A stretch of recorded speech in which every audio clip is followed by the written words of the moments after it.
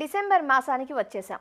కృష్ణా, గోదావరి మండలాల్లో సార్వా వరి కోతలు పూర్తయిన ప్రాంతాల్లో రైతులు దాల్వా వరి నారుమడి తయారీకి సిద్ధమవుతున్నారు.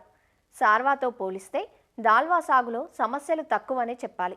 అయితే ప్రాంతాలకు అనుగుణంగా స్వల్పకాలిక రకాలను ఎన్నుకొని సాగులో శాస్త్రీయతను పాటించినప్పుడే నాణ్యమైన దిగుబడులను సాధించగలం.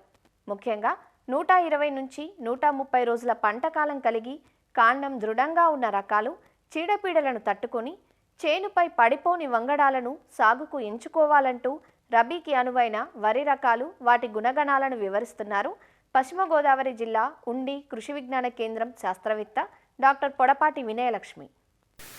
మన గోదావరి జిల్లాల్లో చేపల చెరువులు కానీ, రొయ్యల చెరువులు కానీ ఎక్కువగా ఉండడం వలన ఆ చెరువుల పక్కన ఉన్నటువంటి పొలాలు ఎక్కువగా చౌడు బారిపోవడం అనేది చూస్తూ ఉన్నాం. దానివలన దిగుబడి తగ్గిపోవడం అనేది గమనిస్తూ ఉన్నాం. అయితే చౌడును తట్టుకునే వరి వంగడాన్ని కనుక మనం చూసుకున్నట్లయితే MTU 1293 అనే రకం. ఈ రకాన్ని MTU 1010 అలాగే FL 478 అనే రకాలతో సంకరపరిచి రూపొందించారు. ఈ రకము 1000 గింజల బరువు వచ్చేసి దగ్గర 24 గ్రాములు ఉండి 1 ఎకరాకు 50 బస్తాల వరకు దిగుబడినిస్తుంది. చేనుపై పడిపోదు. గింజ పొడవుగా సన్నంగా ఉండి తెలుపు రంగు ధాన్యం కలిగి ఉంటుంది. పొట్టకుళ్ళు అలాగే అగ్గి తెగులును కూడా కొంతవరకు తట్టుకుంటుంది. బ్యాక్టీరియా, ఆకెండు తెగులును కూడా తట్టుకోవడం అనేది గమనించడం జరిగింది. మరీ ముఖ్యంగా చౌడు ప్రాంతాల్లో చౌడును తట్టుకుని దిగుబడులు బాగా ఇవ్వడం అనేది జరుగుతూ ఉంది ఈ 1293 అనే రకం. తరువాత అన్నానికి అనుకూలమైనటువంటి మధ్యస్థ సన్నగింజ రకాలు కనుక చూసుకున్నట్లయితే MTU 1282 ఈ రకాన్ని MTU 1001 అలాగే KMP 150 రకాలతో సంకరపరిచి రూపొందించడం జరిగింది.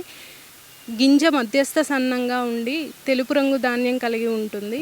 1000 గింజల బరువు చూసుకున్నట్లయితే 14 గ్రాముల వరకు ఉండి ఎకరాకు 40 నుంచి 45 బస్తాల వరకు దిగుబడినిచ్చే సామర్థ్యం కలిగి ఉన్న రకము. ఈ రకం అన్నానికి అనుకూలంగా ఉంటుంది. చేనుపై పడిపోదు. దోమపోటు, అగ్గి తెగుల్ని తట్టుకుంటుంది కొంతవరకు. గింజ రాలిక కూడా తక్కువ. తర్వాత MTU 1121 అనే రకం.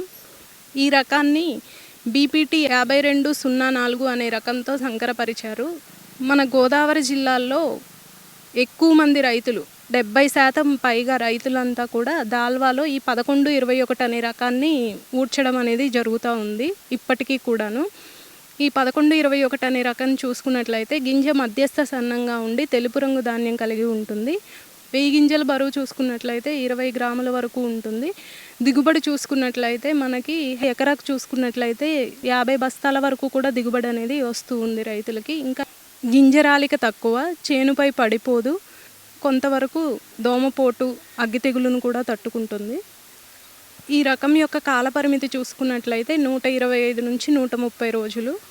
గింజ త్వరగా కూడా ఆరిపోతుంది. ఈ 1121 అనే రకాన్ని శ్రీధృతి అని కూడా పిలుస్తారు. ప్రస్తుత పరిస్థితుల్లో బయోఫోర్టిఫికేషన్ జరపబడినటువంటి వరి వంగడాలను కనుక చూసుకున్నట్లయితే NLR 3238 3238 అనే రకం నెల్లూరు వ్యవసాయ పరిశోధనా స్థానం నుంచి 2023వ సంవత్సరంలో విడుదల చేయబడింది. మిగిలిన వరి రకాలతో పోల్చుకున్నట్లయితే ఈ రకం 3238 రకంలో మనకి జింక్ ధాతు అనేది ఎక్కువగా ఉంటుంది. 24.7 ppm వరకు జింక్ అనేది పాలిష్డ్ బియ్యంలో మనం చూడడం అనేది జరుగుతూ ఉంది. ఈ రకాన్ని MTU 1010 రకంతో సంకరణం చేసి రూపొందించబడింది. 1000 గింజల బరువు 20 గ్రాములుగా ఉండి హెక్టారుకు 7 టన్నుల వరకు దిగుబడినిస్తుంది. చేనుపై పడిపోదు, గింజరాలిక తక్కువ, అన్నానికి అనుకూలమైన రకం. పంటకాలం వచ్చేసి దాల్వాలో 120 నుంచి 125 రోజుల్లో పంట కోతకు వస్తుంది. ఈ జింక్ ఫోర్టిఫైడ్ NLR 3238 రకాన్ని గనక వాడినట్లయితే సూక్ష్మ పోషక లోపాలు నివారించుకోవడమే కాకుండా అధిక ఆదాయాన్ని గడించవచ్చని సూచిస్తున్నాము.